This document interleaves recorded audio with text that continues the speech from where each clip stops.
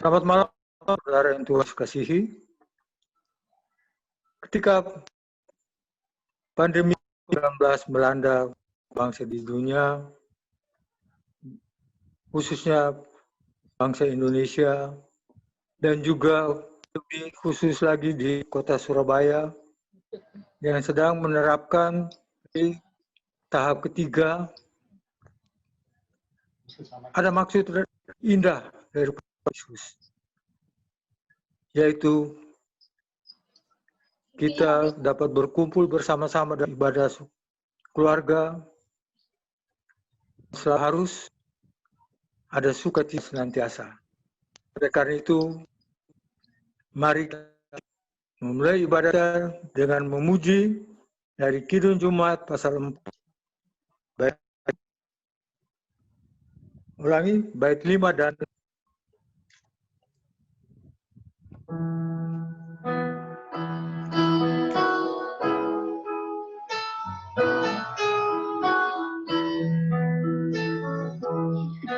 umatmu lepas dan dari depan tetap memegang janji-Mu teguh, kasih setiamu melimpah terus, yang paling membela kekawal kudus. Bapak Ibu, kita satu dalam doa. Bapa kami yang di surga, puji syukur kami naik Bapa. Engkau telah mengumpulkan kami, keluarga demi keluarga, walaupun melalui Zoom di rumah kami masing-masing. Kami yakin dan percaya bahwa berkat-Mu sama dimanapun kami berada. Kami akan memulai ibadah kami, ya Bapa. Engkau hadir dan ibadah kami dari awal sampai akhir di dalam nama Anak dan Roh Kudus. Amin. Mari Bapak Ibu, kita memuji pujian masuk dari Masuk 31 ayat 21.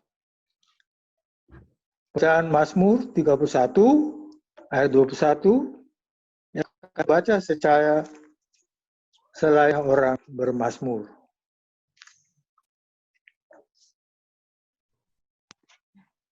Engkau bunyikan menyembuh mereka dalam nama-Mu terhadap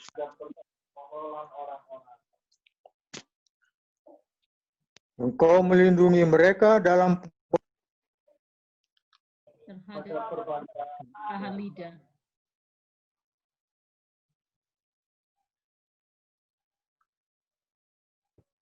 Sebelum kita masuk dalam pemberitaan, kita akan nyanyi dulu Kidung Jumat 10, bait 2 dan 3.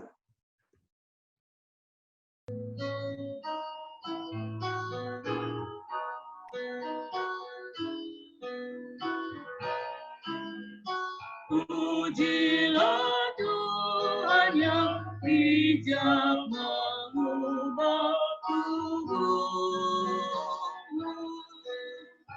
dalam kasih-Nya seluruh hidupmu tertutup, hatimu kau berulang kali yang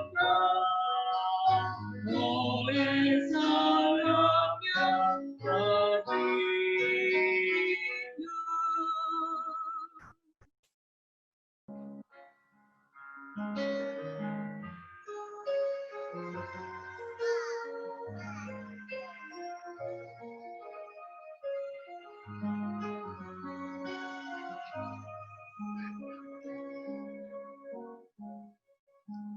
Ku tak meminta apa yang ada dalam dunia yang penuh warna yang aku mau lekat padamu, dekat selalu pada hatimu.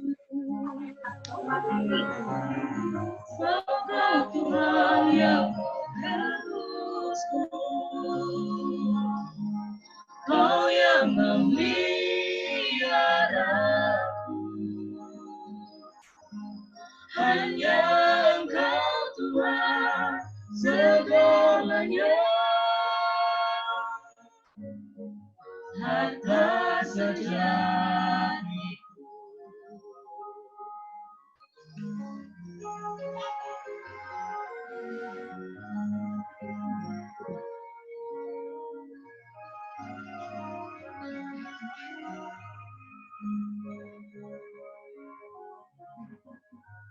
Ku tak meminta apa yang ada dalam dunia yang penuh warna, yang aku mau lekat padamu, dekat selalu dengan hatiku.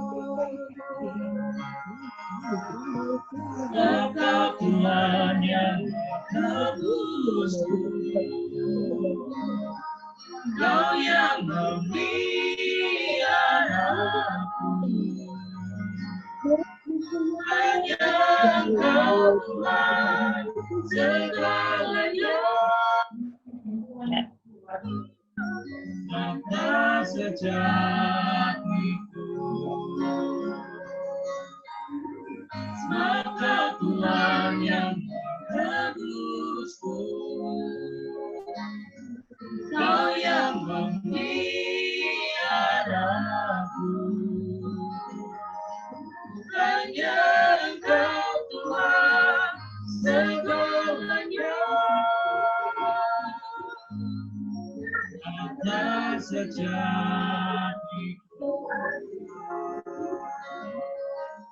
Hanya Engkau Tuhan segalanya, harta sejatiku. Hanya Engkau Tuhan segalanya, harta sejatiku.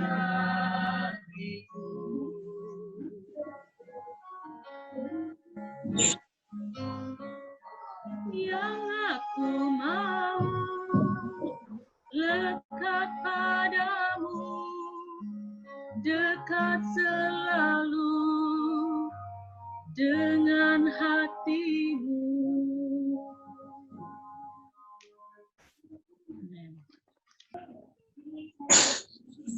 Bapak Ibu yang terkasih, saya mengajak kita untuk bersama-sama kita berdoa untuk firman Tuhan yang akan kita dengar bersama.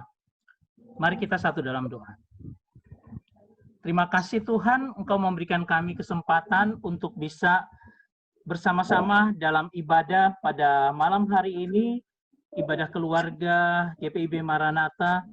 Walaupun kami melalui Zoom, kami bersyukur Tuhan bahwa kami tetap ada di sekitar firman-Mu untuk mendengar firman-Mu menjadi kekuatan bagi kami di tengah apapun yang kami hadapi pada saat ini. Menyerahkan semua ini ke dalam tangan Tuhan, hanya dalam nama Tuhan Yesus kami sudah berdoa. Haleluya, amin. Kita akan bersama membaca firman Tuhan dari Amos pasal 2 ayat 6-8. Saya persilakan siapa yang bertugas untuk bisa membacakannya. Mari kita membaca firman Tuhan yang dibacakan dari Amos 2, Amos pasal 2 ayat 6 sampai dengan 8. Yang menyatakan, beginilah firman Tuhan, pada 3 perbuatan jahat Israel, daftar 4. Aku tidak akan menarik kembali keputusanku, oleh karena mereka menjual orang benar karena uang, dan orang miskin miskin karena sepasang kasut. Mereka menginjak-injak kepala orang lemah ke dalam debu dan membelokkan jalan orang sengsara. Anak dan ayah pergi menjamah seorang perempuan muda, sehingga melanggar keputusan namaku. Mereka merebahkan diri di samping setiap mezbah, di atas pakaian gadaian orang, dan minum anggur orang-orang yang kena denda di rumah Allah mereka. Demikian firman Tuhan. Berbahagialah setiap orang yang mendengar firman Tuhan dan yang mau melakukannya. Haleluya. Haleluya.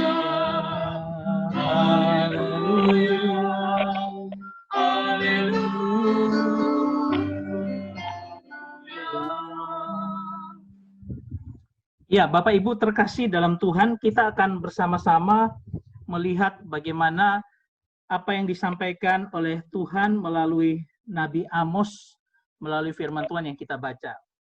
Tetap lihat di screen yang Bapak Ibu ada, saya membawakan khotbah saya dalam bentuk screen.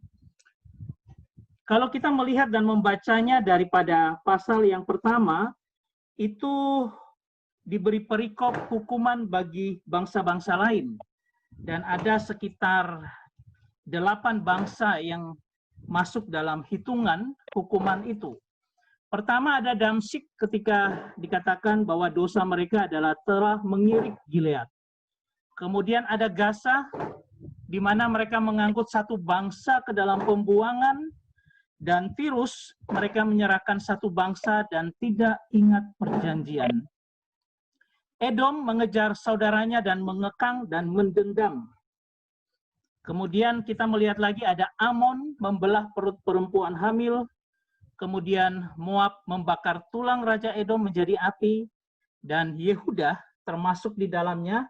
Tuhan katakan mereka menolak hukum, tidak berpegang pada ketetapan-ketetapan Tuhan dan disesatkan dengan dengan Baal atau penyembahan kepada berhala. Dan yang terakhir adalah yang menjadi puncak daripada seluruh penghukuman, ya ini berbicara tentang bagaimana Israel. Ada 4 dosa yang Israel lakukan dan itu Tuhan katakan sampai Tuhan berfirman di dalam ayat 6, karena 3 perbuatan jahat Israel, bahkan 4, aku tidak akan menarik kembali keputusanku. Jadi ada hal yang spesifik di sini adalah karena yang menjadi puncak daripada penghukuman Tuhan adalah kepada Israel. Karena apa? Pertama, mereka menjual orang benar karena uang dan orang miskin karena sepasang kasut. Atau yang kedua, mereka menginjak kepala orang lemah dalam debu. Dan yang ketiga adalah ayah dan anak bersama-sama menjamah perempuan muda. Ini menyalahi kekudusan Tuhan. Dan yang keempat adalah mereka merebahkan diri di atas pakaian gadaian dan minum anggur denda. Saudara yang saya kasih dalam Tuhan, mengapa ini menjadi spesial bagi Israel ketika Tuhan begitu marah kepada bangsa ini? Ada beberapa alasan yang bisa kita lihat karena ini merupakan klimaks dari penghukuman atas seluruh bangsa yang Tuhan lihat pada saat itu tidak berkenan kepadanya. Nah, kalau bangsa lain paling perincian kejahatannya hanya 1 ayat atau beberapa ayat, ya, tetapi yang paling banyak perincian kejahatan itu adalah Israel. Ketika ada 10 ayat, ya, dari ayat 6 sampai ayat 16, 11 ayat di mana Tuhan menunjukkan kemarahannya karena Israel, sehingga itu merupakan hukuman puncak atau klimaks dari apa yang Tuhan ingin jatuhkan bagi bangsa-bangsa. Nah, saudara, kalau bangsa lain itu kejahatannya terhadap suku atau kerajaan lain, tetapi istimewanya Israel adalah karena kejahatannya adalah kepada rakyatnya sendiri. Kita akan melihat satu persatu apa yang Israel lakukan, ya, di bagi pembesar-pembesar dan sebagainya lakukan kepada rakyatnya sendiri. Kita boleh melihat pertama, saya sampaikan bahwa pertama mereka adalah menjual orang benar karena uang dan orang miskin karena sepasang kasut. Apa maksudnya? Saudara yang terkasih, ketika pada saat itu begitu banyak orang miskin, kemudian orang miskin atau orang benar yang miskin sebenarnya ini, itu pasti mereka membutuhkan uang untuk bagi mereka. Kemudian mereka mempunyai utang kepada orang-orang kaya. Nah, itu kemudian ditambah dengan bunga-bunga. Dan orang-orang ini tidak punya aset. Sehingga apa? Hanya mereka bawa dirinya sendiri. Lalu karena mereka tidak bisa membayar utang yang begitu besar, mereka dibawa ke pengadilan, dipaksa dan ditarik ke pengadilan. Nah, di pengadilan, kerjasama antara hakim dan juga para pembesar atau orang-orang kaya itu, mereka menjatuhkan hukuman dan disuruh membayar denda.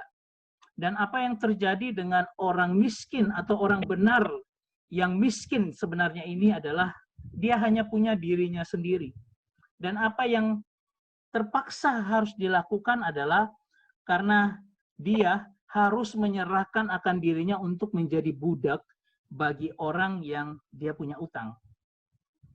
Padahal di kalangan Israel ada firman Tuhan di dalam Keluaran pasal 22 ayat 25. Jika engkau meminjamkan uang kepada salah seorang dari umatku, orang miskin di antaramu, maka janganlah engkau berlaku sebagai seorang penagih hutang terhadap dia. Janganlah kamu bebankan bunga uang kepadanya.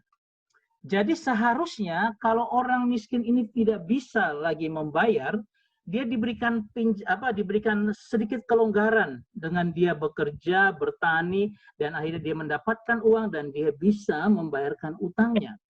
Tapi ini tindakan yang luar biasa daripada orang-orang yang kaya, orang-orang pembesar-pembesar, mereka tetap tidak melakukan firman Tuhan. Mereka mendesak, mereka menindas akan orang miskin, sehingga apa?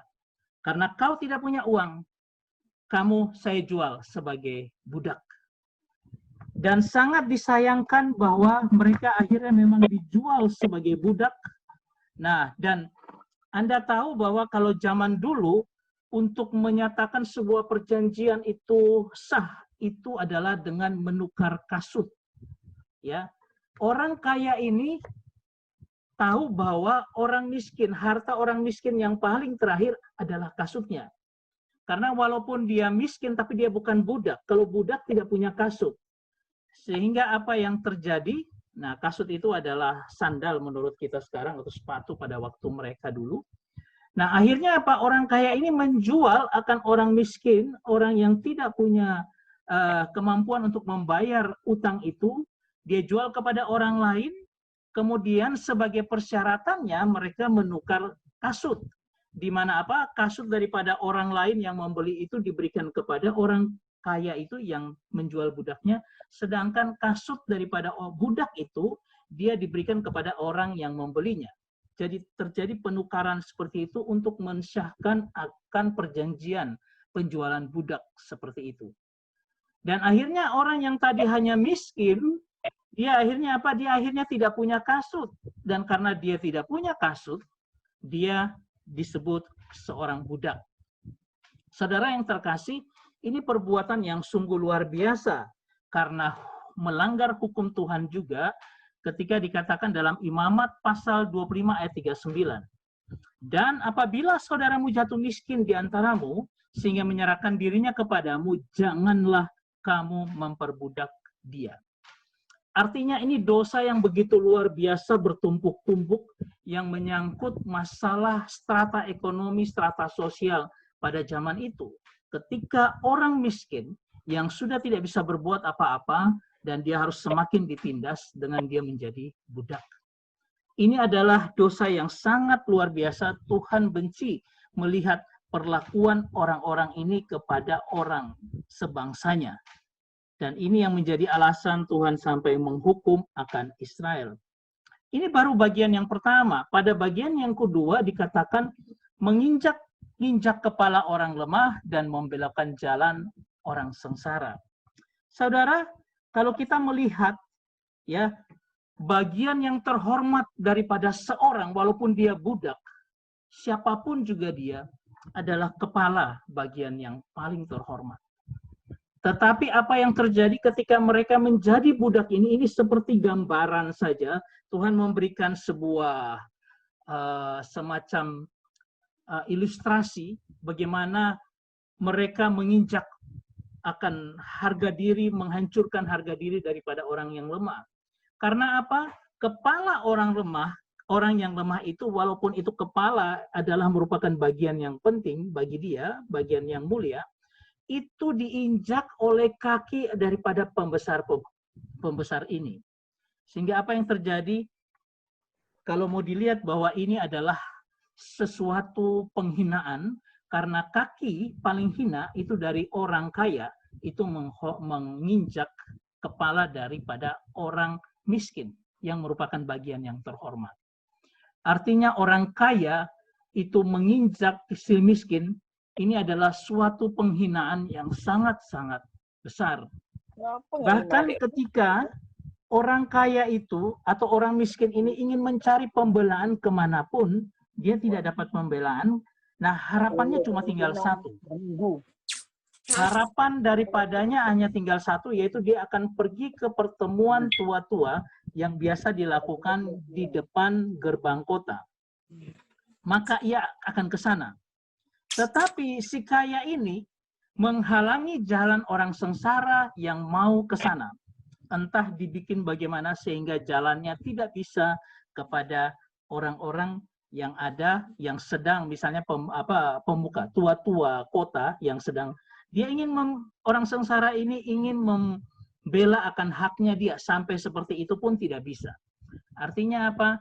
Ini satu penindasan yang luar biasa, menyangkut apa? Harga diri daripada seorang manusia, itu pun diinjak-injak oleh orang yang berkuasa atau orang yang kaya. Di dalam Mazmur 82 dikatakan, ayat 3 dikatakan, berilah keadilan kepada orang yang lemah dan kepada anak yatim. Belalah hak orang sengsara dan orang-orang yang kekurangan. Nah, dan dalam hal ini, orang-orang Israel pada zaman itu ditegas benar-benar oleh Tuhan melalui Nabi Amos, bahwa mereka sudah melakukan penghinaan atau penindasan yang sungguh luar biasa sampai menginjak-injak kepala orang lemah. Ya. Oke, bagian yang ketiga, dosa yang ketiga yang dilakukan oleh orang Israel pada saat itu adalah ayah dan anak menjamah budak perempuan muda sehingga melanggar kekudusan Tuhan.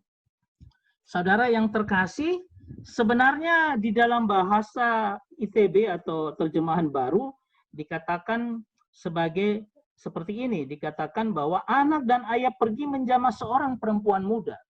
Kalau dilihat dari bahasa aslinya sebenarnya bukan perempuan muda, tetapi budak perempuan yang masih muda.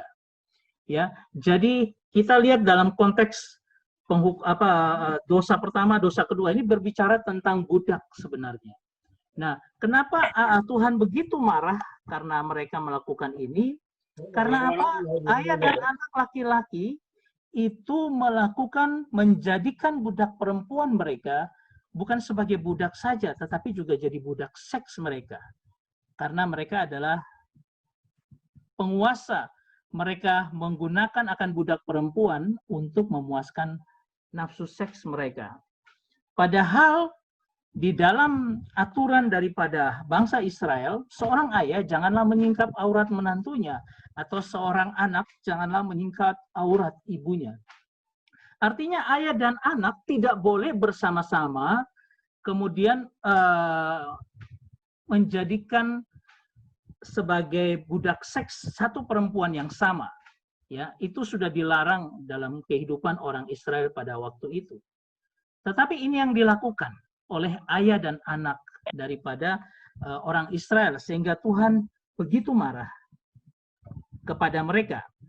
Nah, saudara yang terkasih, sebenarnya Tuhan ingin mengajar mereka untuk apa? Untuk melakukan pengendalian diri di hadapan Tuhan. Karena situasi kekerabatan zaman itu, kalau seorang membangun akan rumahnya, maka anaknya laki-laki akan membawa istrinya ke rumah itu. kemudian anaknya yang lain akan membawa perempuan lagi ke rumah orang tuanya. Dan mereka akan berkumpul menjadi satu, selalu ketemu bareng-barengan seperti itu. Nah, ini menjadi situasi yang tidak baik karena apa? Bisa saja seorang ayah lalu tertarik kepada menantunya.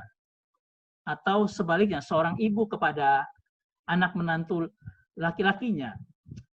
Atau antara sesama, antara kakak dan adik, mereka saling melihat istri daripada masing-masing. Sehingga kekerabatan kondisi pada waktu ini, Tuhan ingin supaya ada pengendalian diri di dalam kehidupan mereka. Dan ini pun dilanggar oleh orang-orang Israel pada saat itu. Dalam Keluaran pasal 20 ayat 17 dikatakan, jangan mengingini rumah sesamamu, jangan mengingini istrinya, atau hambanya laki-laki, atau hambanya perempuan, atau lembunya, atau keledainya, atau apapun yang dipunyai sesamamu. Jadi mereka melanggar hukum Tuhan. Ini adalah pelanggaran yang ketiga. Dan pelanggaran yang keempat adalah merebahkan diri di samping mesbah, di atas pakaian gadean, dan minum di atas anggur orang kena denda di rumah Allah. Saudara yang terkasih, orang-orang seperti ini, mereka katakan, di sini dikatakan mengenai mereka memakai atau merebahkan diri di atas daripada pakaian gadean. Saudara, harta yang paling yang dipunyai paling terakhir bagi seorang miskin adalah jubahnya. Ya. Nah, jubahnya itu kemudian digadaikan, terpaksa digadaikan jubahnya. Nah, kalau jubahnya digadaikan, aturannya yang harus dilakukan, ya, kalau orang miskin itu dia menggadaikan jubahnya karena itu merupakan jaminan terakhir bisa pakai jubahnya.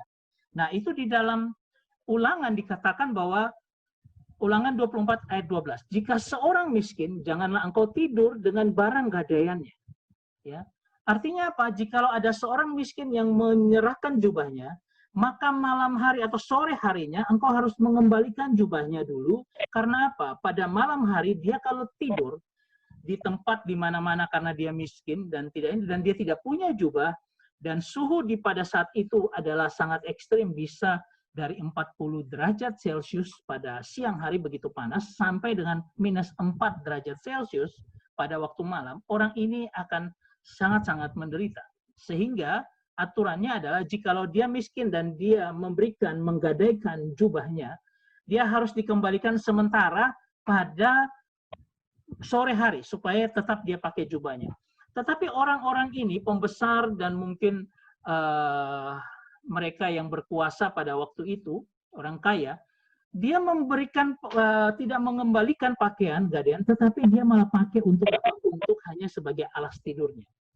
Ini juga sesuatu yang luar biasa, ya. Kemudian dikatakan juga mereka minum di atas anggur, bahkan mereka mabuk, ya, di atas anggur. Karena apa? Orang kalau kena denda itu seharusnya diserahkan kepada negara. Tetapi dengan denda-denda itu mereka pakai untuk bermabuk-mabukan. Ini korupsi yang terjadi, ya. Karena orang-orang sudah tidak bisa bayar, mereka kena denda itu dipakai untuk bermabuk-mabukan. Saudara, dari semua yang paling parah dari apa yang kita lihat pada saat ini adalah satu. Yang melakukan itu adalah orang-orang yang cukup rohani. Kenapa saya katakan demikian? Padahal karena apa? Karena mereka merebahkan diri di samping setiap mesbah. Kalau ada mesbah di situ, entah itu mesbah untuk penyembahan berhala atau kepada Allah Israel Yuhet-Vavhe, atau disebut Yehova, mereka melakukan itu di samping. Artinya mereka ini orang-orang rohani. Dan orang-orang rohani melakukan hal-hal yang begitu jahat di mata Tuhan. Bahkan mereka, ada yang dikatakan mereka minum-minum dengan denda daripada orang-orang itu di rumah Allah. Ini kita tidak tahu Allahnya, karena Allahnya dipakai Elohim, bukan Yud-He-Vav-He, tapi Elohim. Sehingga bisa Allah Israel, bisa Allah daripada bangsa-bangsa yang lain. Tapi paling tidak kita bisa melihat bahwa ini adalah orang-orang yang rohani. Saudara, kalau kita melihat ini adalah merupakan suatu penindasan yang kejam dan itu jahat di mata Tuhan. Kalau seorang itu rohani, seharusnya dia membawa sikap teladan yang baik bagi orang-orang lain. Tetapi kalau kita melihat rangkaian apa yang terjadi dari orang-orang kaya yang menginjak akan orang-orang miskin, kemudian mereka melakukan perbudakan seks juga, dan sebagainya, itu yang membuat Tuhan marah. Bahkan orang-orang rohani juga melakukan penindasan atau melakukan tindakan-tindakan yang tidak benar di hadapan Tuhan. Saudara, mungkin bagi kita, harusnya kita mulai berpikir bahwa kalau ada hal seperti ini berarti bicara tentang kemunafikan. Kelihatan baik di depan orang-orang biasa, kelihatan melayani bisa bersama-sama, tetapi tindak tanduknya yang ada di rumah mungkin bisa tidak sesuai dengan apa yang dia lakukan di depan banyak orang. Ini sesuatu yang harus kita hati-hati sekali. Jaga diri kita baik-baik, karena apa? Ini kemunafikan. Dan kemunafikan itu merupakan dosa yang Tuhan sangat-sangat tidak suka. Dan Tuhan katakan bahwa puncak daripada penghukuman-penghukuman itu adalah karena Israel melakukan hal ini. Dan saudara, ketika Amos dipanggil, Amos ini adalah seorang pengembala di Tekoa. Dia punya daerah jauh. Kenapa dia dipanggil ke sana? Karena Tuhan mau katakan bahwa ini kerusakan mental, kerusakan rohani yang parah di Israel, dan mereka sebenarnya membutuhkan seorang gembala. Amos ini dipanggil Tuhan untuk menunjukkan kamu harusnya menjadi gembala yang baik, bukan dengan penuh kemunafikan seperti itu. Apa yang ada di dalam hatimu keluar dengan baik. Kita harusnya meninggalkan kemunafikan dan kita melakukan ketulusan dan kejujuran di dalam segala hal di hadapan Tuhan. Saudara yang terkasih, saya berharap firman Tuhan yang kita lihat ketika kita belajar saat ini dari orang-orang yang seharusnya memberikan perlindungan kepada orang miskin, orang yang tertindas. Dan itu adalah orang-orang rohani, orang-orang yang punya potensi yang luar biasa. Tetapi mereka tidak melakukan, malah melakukan yang tidak berkenan kepada Tuhan. Ini menjadi pelajaran bagi kita. Kalau apa yang saya punya, ada orang yang lemah, ada orang yang tidak dalam kondisi yang baik, apalagi dalam kondisi seperti ini, lakukanlah. Bagaimana kita melayani dalam ketulusan dan kejujuran, apa yang ada di dalam diri kita, kita keluarkan. Saudara, terlalu banyak kemuliaan yang Tuhan berikan kepada kita untuk menjadi kita orang baik. Orang yang bisa membantu orang lain. Karena apa? Hidup ilahi itu Tuhan taruh dalam hati kita. Dan mari saya mengajak kita bersama-sama untuk supaya ini menjadi refleksi kita melayani dalam ketulusan dan kejujuran, membantu orang-orang miskin yang ada di sekitar kita, yang butuh pertolongan kita. Supaya apa? Supaya melalui hidup kita, tetap nama Tuhan juga yang dipermuliakan. Saya berharap ini menjadi bagian dalam kehidupan kita melalui waktu-waktu yang ada saat ini, supaya apa? Supaya semakin hari hidup kita ini semakin menjadi berkat bagi orang. Ya, jangan sampai ketika kita ada di gereja kelihatannya bagus, tapi ketika kita di rumah, kita di kantor, kita menindas orang, kita melakukan hal-hal yang tidak berkenan kepada Tuhan. Saya berharap ini menjadi berkat dalam kehidupan kita. Tuhan memberkati kita semua. Amin.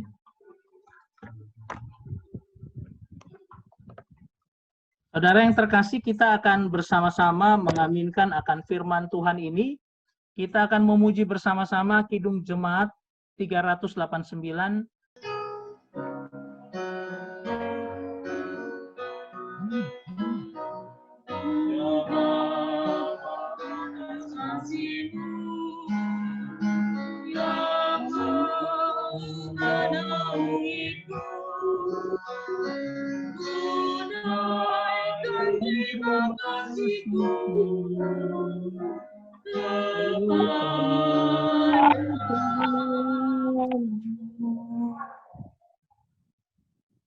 Ya, saudara yang terkasih, saya mengajak kita untuk kita bisa berdoa bersama. Ada beberapa pokok doa yang akan kita naikkan.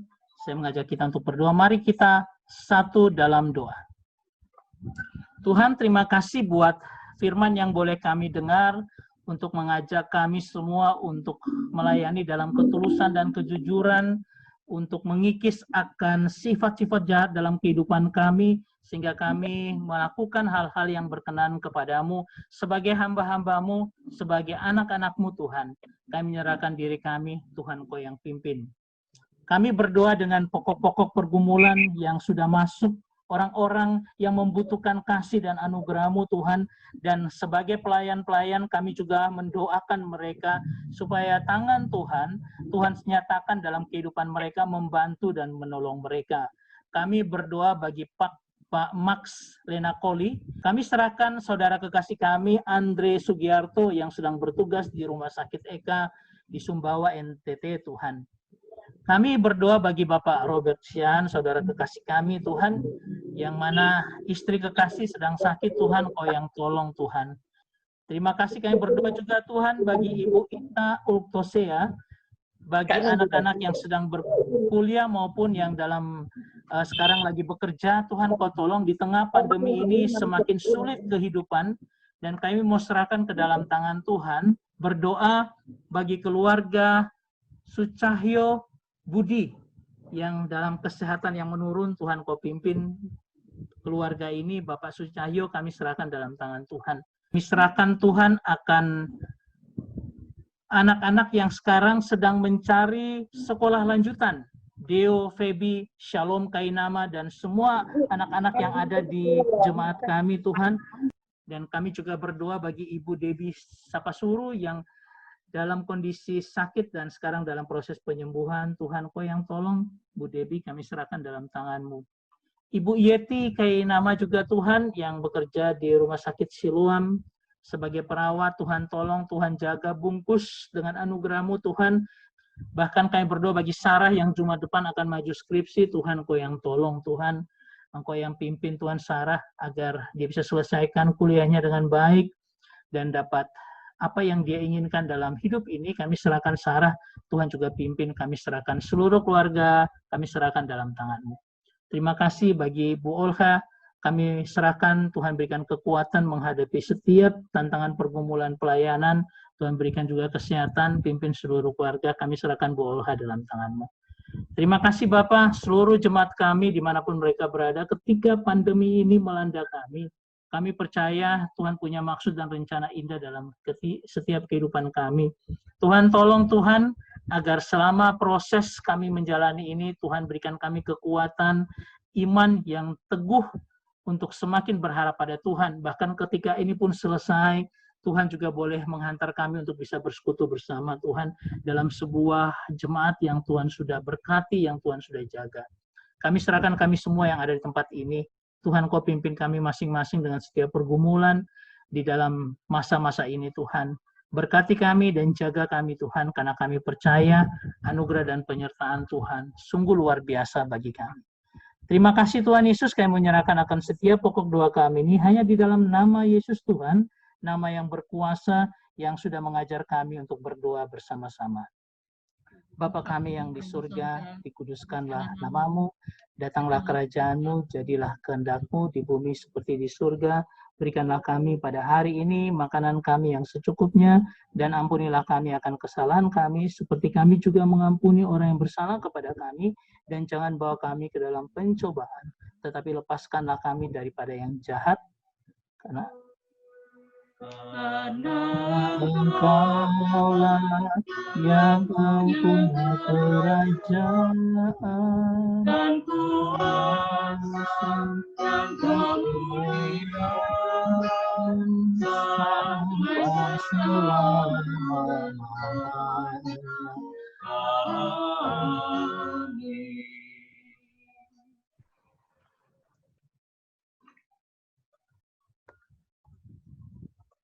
Bapak Ibu yang terkasih, kita akan bersama-sama mengakhiri akan ibadah kita, dan kita akan masuk dalam kehidupan kita untuk menjadi saksi Tuhan, untuk menyatakan pelayanan dengan ketulusan dan kejujuran, supaya kita semakin berkenan kepada Tuhan. Kita akan memuji bersama dari Kidung Jemaat 434 bait 1 dan bait yang kedua.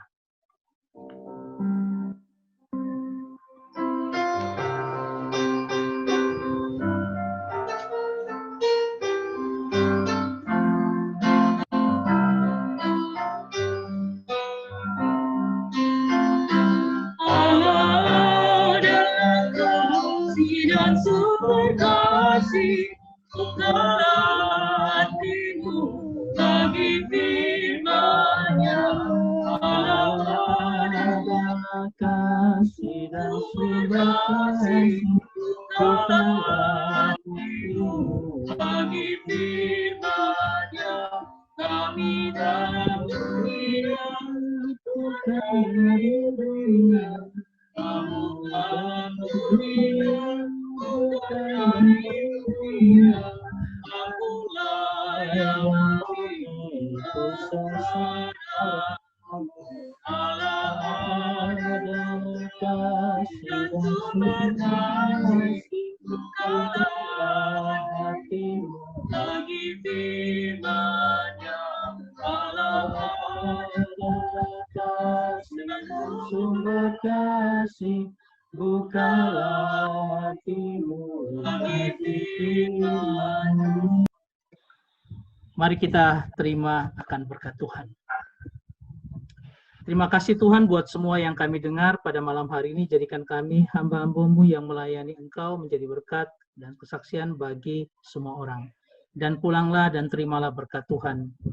Adapun kasih karunia daripada Allah Bapa, kasih daripada Yesus Kristus Tuhan kita, dan penyertaan Roh Kudus yang menyertai kehidupan kita dari sekarang sampai selama-lamanya, masuk dalam hidup kita dan menyertai kita sampai kekal selama-lamanya.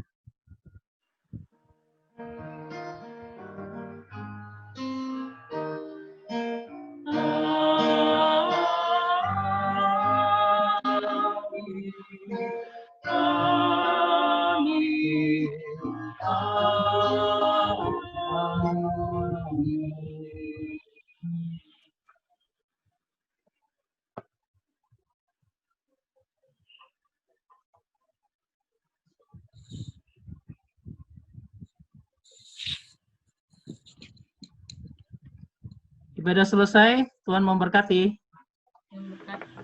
Terima kasih Pak Kris. Iya Pak Martin, Tuhan memberkati. Ya, selamat Saya malam buka semua semua. ya chattingnya, Berkati. dapat chatnya. Terima kasih. Malam. Tuhan berkati. Oke, Tuhan berkati semua. Makasih Pak Kris. Iya, Tuhan berkati Pak Mu. Malam semuanya. Terima kasih, selamat malam, Tuhan berkati. Berkati. Kita ada 43 orang hari ini. Ya, puji Tuhan. Pak John, Tante. Bu Pendeta, selamat malam, Bu Elha, Tuhan berkati. Pendeta. Pak Christian, Tuhan berkati. Iya, Tuhan berkati. Tuhan berkati. Semua. Daniel, Ponda, Nova. Ya, kasih. Kenapa Nova? Nggak tahu. Bunda. Nggak tahu. Apa? Tapi sekarang kedengaran suaranya. Tadi tuh loh. Nggak tahu. Ini saya ganti pakai headset. Oh ya, bisa jadi. Udah, Firman. Firman ya. Firman. Debbie sakit ya? Tuhan berkati, Tuhan pulihkan. Sakit apa Bu Debbie? Sakit. Rindu. Suaminya di lockdown masalahnya. Oh, di sana. Mana Bu Debbie nggak muncul? Indonesia Timur. Ada Bu Debbie masih ada itu. Ada tadi. Malah rindu tropi kangen kali. Debbie kangen sama suaminya. Ya betul, Ya. Opa. Dan saya mana, Papa? Selamat malam, Opa Martin. Kiyo, malam Bu Kiyo. Opung. Ya, open raya, sambung. Di Pamul. Firman. Iya Pak. Pak Martin. Selamat malam Pak Martin. Udah pulang ke Bali.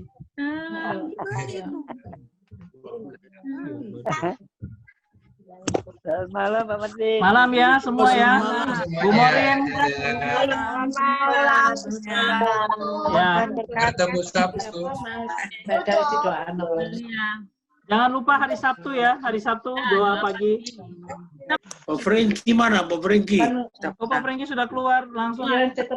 Oh. Melayang. Ini melawan. Oh, itu muncul lagi. Terus gak bingung. Muncul lagi Inginannya dia. kan waktu kon telepon aku Ini bingung. lagi mau doa makan Pak Franky. Doa makan, Pak Franky. Pak Franky makan makan. Doa makan dulu. Doa makan dulu. Berenebun dulu, berenebun. Iya. Yo. Oh, mana ya? Ini berapa lama ya kita puasa ini tidak makan berenebon di Bapu. Pak Grace, pamit Ya, ya. ya Pak Mo, ya, hati-hati di jalan Pak Mo ya. Hati-hati. Hati-hati di jalan malam gelap Pak Mo. Grace, Grace, Ya. terima kasih Grace. Ya, makasih Pak Martin ya. Tuhan berkati Pak Martin, jaga kesehatan selalu. Yo, Ya, amin, terima amin. kasih. Ya, iya Amin. malam ya. Malam semua. Sampai ketemu.